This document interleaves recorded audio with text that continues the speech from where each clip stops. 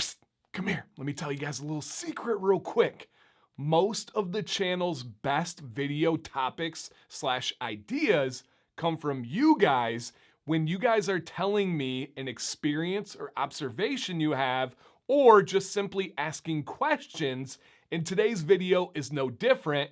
And this can come in, you guys, by reaching out to me, by commenting on videos, or probably most commonly interacting with my live streams every Monday, Wednesday, 9 p.m. Eastern. Keep that in mind.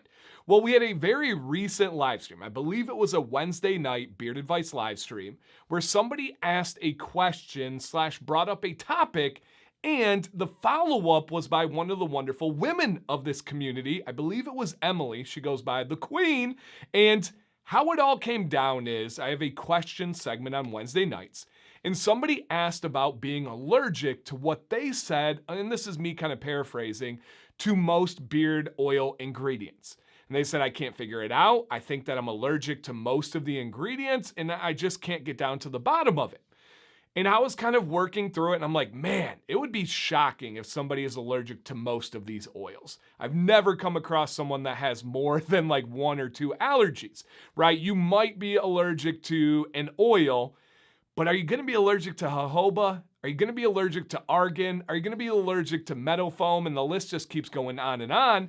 And in this person's mind, and they weren't the first one to tell me that they are just allergic to beard products, that they just don't work for them, Emily had the question, how do we know if they're allergic to an individual ingredient, multiple ingredients, or it's just a case of using low quality products? And my mind was like, whoa, why have I never put that together? I'm one that's going to dive in and say, all right, let's figure out this blend. What did it do? What did it feel like? Maybe it's this ingredient. Did you try another one? Is there any Venn diagram overlap? And I'm just trying to figure it out. When the symptoms of a mild allergy and the symptoms of low quality ingredients are dang similar. What would be a common experience on either side? Itchiness, dry beard, just feeling like straw or hay, or that your beard is just off. Now, I'm not talking the major ones. I'm not talking about a rash or a burn or a huge breakout. I'm talking about those mild allergies that many of us have had to work through. And that question was just like, boom, wow, Emily knocked it out of the park. And I started to think more and more on that. And I was like, you know what? We have to make this a video. And it's just one of those food for thought videos. It's not necessarily, here's your problem, bang, here's your answer, I can solve it. I have a lot of those. I take pride in those. But this one is just think about it. Just consider, and then maybe somebody is searching for an answer, and this is going to be what comes up for them and makes all the difference in the world. We've seen entire companies started because of the low quality side of things. One that comes to mind right away, they don't know I'm making this video, but Dr. Nick's. Nick started his company over 10 years ago because he couldn't use fragrance oils and low quality products. He was buying stuff on Amazon and his cheek line would turn red. His beard would feel dry. He would have just a bad experience. Come to find out after lots of trial, it wasn't that he was allergic to anything. He just didn't have a good reaction to low quality ingredients. He also figured out he couldn't do fragrance oils. Now, is that an allergy? I don't know. Whatever we want to categorize it, I'm not a specialist in that kind of stuff. He was adverse to those types of situations. Fast forward to using high quality ingredients, he's never had an allergy. He's never had an adverse reaction.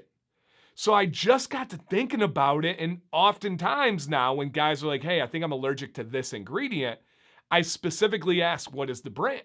And they'll say this brand that's off Amazon or in the store, and I'm like, oh my gosh, you're not allergic to most beard oil ingredients. You just don't like silicone on your face. Neither do I.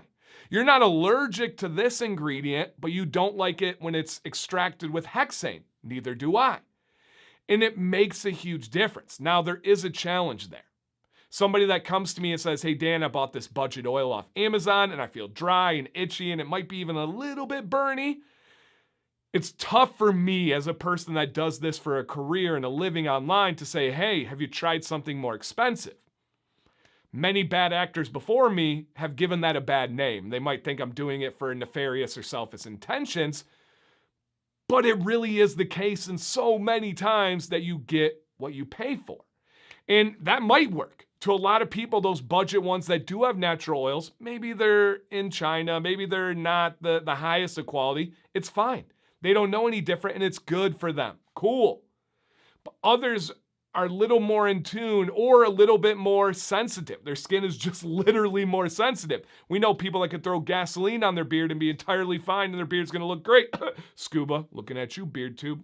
I'm still keeping an eye on you, sir. It's all fun, guys. But with that said, it's a really hard, almost slippery slope to figure out, am I allergic to an ingredient or is it just the quality of the products?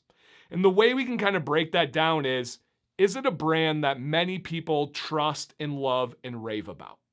If it is, and you're having a bad experience, there probably is an allergy or you're somehow adverse to something.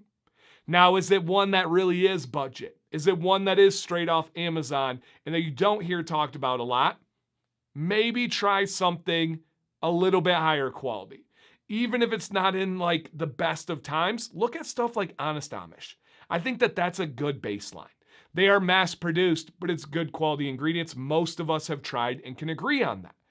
If you go from the real budget stuff and you try Honest Amish, you're like, wow, this is way better. I think that's your signal to look at high quality products. Get what you pay for, it's gonna cost more. Got it. If you don't have a good experience with Honest Amish and you're having some of those symptoms, now we can really start to look at, was there a common ingredient of those oils that you had a bad experience? Maybe you are allergic to grapeseed oil. Maybe you are allergic to a nut oil that you didn't realize. And you can start to play that game of narrowing it down and looking at common denominators. I'm here to help.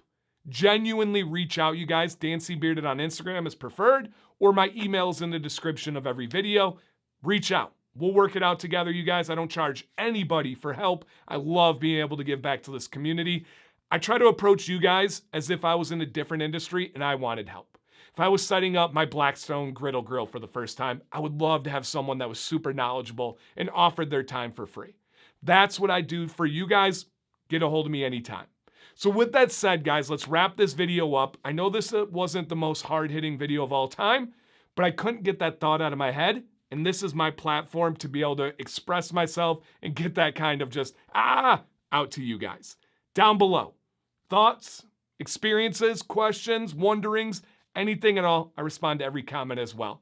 Thank you for watching today, you guys. Thank you for fueling this channel with ideas and feedback. It is everything to me.